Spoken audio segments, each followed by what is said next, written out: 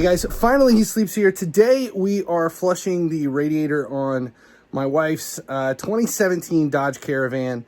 It is a pretty simple procedure. We'll go through it here to let you guys know how to flush all of the antifreeze out of the system and then replenish new antifreeze in. The first step here is to just drain the antifreeze out of the radiator. There's a small petcock right here on the driver's side, right behind the bumper. And what we've done is we've taken a small screwdriver and just loosened it up enough that we have a controlled drip down into our pan. It's gonna take a while for this to go, but if you open it up too far, it'll actually shoot out. It'll make one hell of a mess. And this way it rolls over that body frame and just drips into the pan. So be patient, it's gonna take a while, get used to it. We are still draining antifreeze out of the radiator, and it's gonna take a while to do it the slow way, but I'm more concerned about making a mess here in the garage, so we're gonna take a break while this continues to flush it out. Go ahead and take the radiator cap off to allow air into the system so that it'll drain a little faster. The petcock underneath that we started to release the antifreeze is all tightened back up. We're good to go. The next step here is, now that we've flushed everything, is to reload the antifreeze into the system. We have to get the air out of the lines. We have to burp it. We'll go through that process next. I have the front of the van up on, it's just on ramps to raise the height up because we need the highest point to be the front of the van here for the next step in putting the antifreeze back in. We're going to take the cap off if it's not already off from when you flushed it, and we're going to use a special funnel that will seal this and that we can load all of the new antifreeze back into the system. So the spill-free funnel kit comes with these little rubber, there's a grommet. There's different sizes depending upon what size you have. This one is going to fit the green. It locks down into it. Comes with a few different, it's too small, here we go, caps that lock it on. So we're locked in. There is a plunger plug. Now what happens is, as we pour antifreeze into here, it will run down through the system and any air will burp out because this is the highest point. Make sure you use whatever antifreeze your vehicle calls for.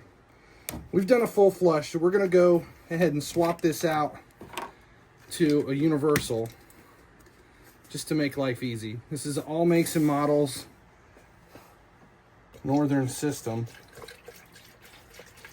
And as you start pouring this in, you're just gonna wanna keep checking underneath the vehicle to make sure that there's no leaks.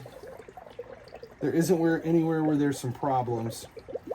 Double check, make sure you're using pre-diluted 50/50 antifreeze. If you're not already mixing, you can buy concentrate or 50/50. We're going with 50/50 just to make life easy. Now, because this is the highest point, any air in the system is bubbling up through here. There's no need to release any air, turn any valves or anything like that, because the air is all coming out of the system here.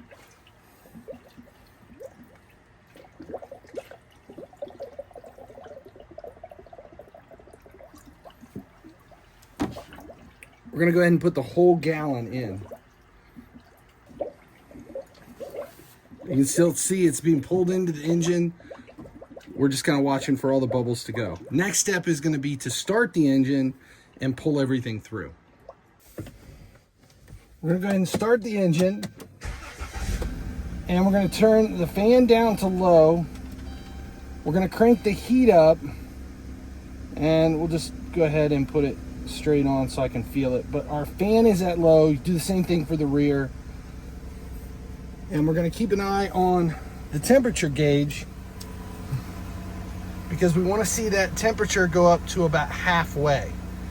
And as this runs and the fan is just barely running, let's go ahead and kick it up one notch.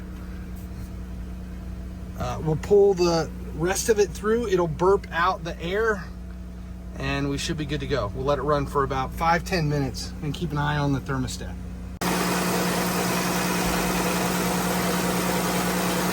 Any air in the system's kind of just bubbling up and out.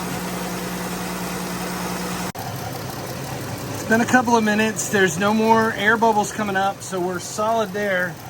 There's a little bit of steam coming up. That's where the antifreeze that came out when we pulled the hose off is kind of burning off because the engine's getting warmer. Temperature's up past a quarter. It's still working its way there, but the air that's coming out is already starting to get warm. So we're gonna let this run for about 5-6 minutes and see if we can get the truck up to temp and get some really hot air blowing out of here. Temperature is up where it needs to be. We have hot heat coming out. Those are good signs, and I think we should be full on the antifreeze and the radiator. You need to double check your overflow to make sure that it is at the max level line, which is right there at my nail, and we are good on that side. We have no more air bubbles coming out. We are solid, so now it's just a matter of taking this off without spilling a bunch, and there's a simple method for doing it. All right, we shut the engine down. The first step is you have your plunger, which seals it. But before we do it, we're going to grab this upper hose and squeeze, then seal it, and let go. Now what that will do is push a little bit of the antifreeze up into this. That way when I take it off, it won't bubble out and spill off the top. There we go. That's it. And then we just go from there. I went ahead and drained that back in because that was all good antifreeze. I drained it back in, but if you look, make sure there's no rubber grommet. That's part of the funnel. We'll get that out, and we're gonna lock the cap on. Make sure it's down tight. Let's see, where's the rings? Clicks twice. We're good to go, and you're back in business.